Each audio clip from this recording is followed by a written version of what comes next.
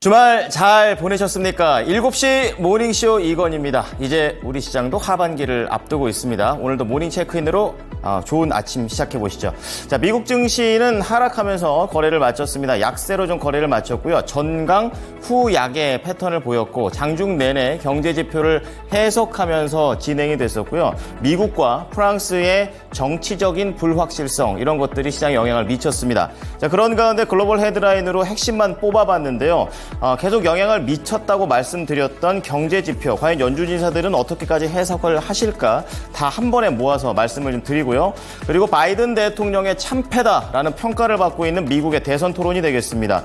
그리고 마지막으로 프랑스 쪽에서도 지금 현재 마크롱 대통령의 입지가 위태위태한 부분들이 있는데요. 새벽에 나왔던 1차 선거 결과와 관련된 부분들도 좀 말씀해 드리겠습니다. 그리고 나이키, 그리고 신재생에너지, 알파벳, 은행주 각자의 내용으로 지금 급등락이 엇갈리고 있는데요. 은행주 쪽만 좋고요. 나머지 쪽은 부진한 모습입니다. 자, 그런 가운데 오른쪽으로 넘어와 보시면요. 1월부터 5월까지 소매 판매, 경제 지표가 조금은 경기 위축 쪽으로 가는 모습들이 나오고 있고요. 이제 하반기로 들어선 만큼 2분기 실적에 대한 기대감, 그리고 지난주 후반부터 나왔죠. HMM과 CXL과 관련되는 단어들과 그리고 마무리 종목들, 개별적인 종목들 잠시 후에 보겠습니다. 증권사 리포트도 3가지 준비가 되어 있습니다.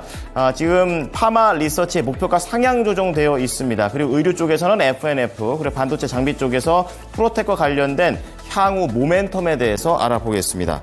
자, 미국의 3대 지수 금요일장 마감 이후에 좀 체크를 해보도록 하겠는데요. 그야말로 전강 후 약의 패턴을 보여줬습니다. 장 초반에는 PCE 지표가 나오게 되면서 경기가 많이 좀 안정됐다라는 그런 쪽으로 갔더라면 장 후반으로 갈수록 소비자 심리 지수가 상향 조정되면서 국채 금리가 올라갔고 결국에는 변동성을 보여주게 되는 재료가 됐습니다. 자, 그런 가운데 헤드라인으로 넘어가 보겠습니다. 첫 번째 헤드라인입니다. 자, 미국의 연준 인사들이 물가 지표 나오는 것에 대해서 어떻게 평가하고 있고 향후 방향성은 어떻게 보는지에 대한 내용인데요. 자, 지금 최근에 이런 지표들 자체는 긍정적으로 평가는 합니다. 하지만 금리 인하를 할 것이냐라는 그런 질문에 대해서는 신중한 입장을 계속 유지하고 있습니다. 지금 화면에 나가듯이 샌프란시스코 연은 총재, 그리고 오른쪽에 리치먼드 연은 총재가 발언들을 내놨었는데요. 이번 PCE 가격 지수는 소비자 물가 지수 대신에 굉장히 연준의 통화정책 목표 달성 여부를 판단할 때 최우선으로 생각하는 기준입니다. 자, 그 지표가 나온 다음에 총재들의 발언이 되겠는데요.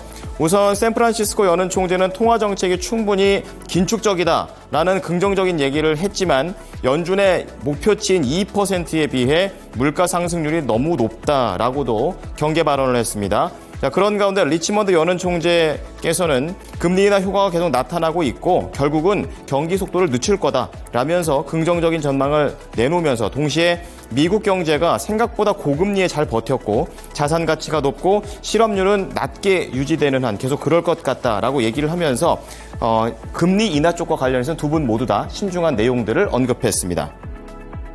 자, 그런 가운데 미국의 대권 후보들 대선 토론들이 있었었는데요. 자세한 내용 좀 전해드리도록 하겠습니다. 토론 이후에 바이든 대통령한테 쏟아지는 지금 비판들이 좀 많습니다. 미국 유권자 가운데 70% 이상이 조 바이든 대통령의 11월 대통령 선거 재임 도전을 포기해야 된다라고 생각하는 것으로 조사 결과가 나왔습니다. 특히 바이든 대통령이 대통령으로 일할 수 있는 정신건강이나 인지력을 과연 갖고 있는 것인가 라는 그런 질문에 그렇지 않다라는 질문이 응답이 72%였습니다. 앞서 지난 27일이었죠. 1차 2024 대선 토론회에서 81살인 바이든 대통령은 쉰 목소리로 말을 더듬거나 아니면 지표를 제대로 못 말하는 모습들을 보이게 되면서 트럼프 대통령에게 처참하게 패배했다라는 현지 평가를 받고 있습니다.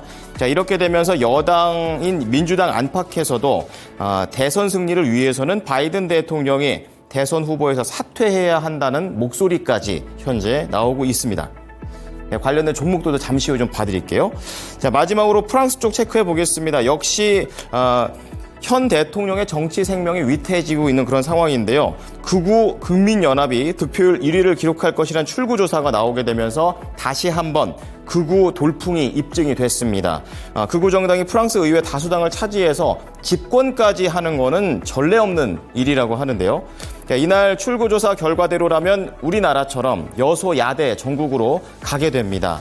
이렇게 극우 국민연합이 지지세가 확산할 수 있는 이유는 프랑스 내에서 이민자가 급증했고 이로 인해서 초래한 사회 불안과 그리고 러시아와 우크라이나의 침공 이후 불거진 고물가 불안이 표심에 영향을 준 것으로 분석하고 있습니다.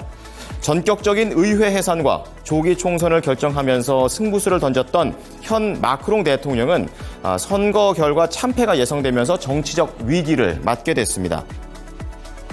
자, 그런 가운데 특징주들 좀 체크를 해보겠습니다. 첫 번째 특징주는 바로 나이키입니다. 미국의 소비 상황을 대표하는 그런 종목이 되겠는데요.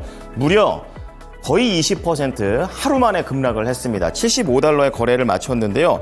앞으로 이 매출까지도 향후 1년 동안의 매출 동안도 안 좋고 그리고 요즘 핫한 부분인 러닝화 부분에서도 경쟁사한테 밀린다라는 그런 내용들이 나왔습니다. 월스트리트 쪽에서는 회복을 하는데 시간이 걸릴 것 같다라고 얘기를 하게 되면서 이렇게 나이키 급락을 했고요. 장 이후에도 추가적으로 조금 더 밀렸습니다. 자, 두 번째는 신재생 에너지를 전부 다 묶어봤는데요. 퍼스트솔러 좀 체크해 보겠습니다. 아무래도 미국의 대선 토론 여파를 받게 되고 신재생 이꼴 바이든 대통령이 되겠는데요. 아무래도 바이든 대통령이 너무 못했기 때문에 퍼스트솔러 9.7%나 급락을 해버렸습니다.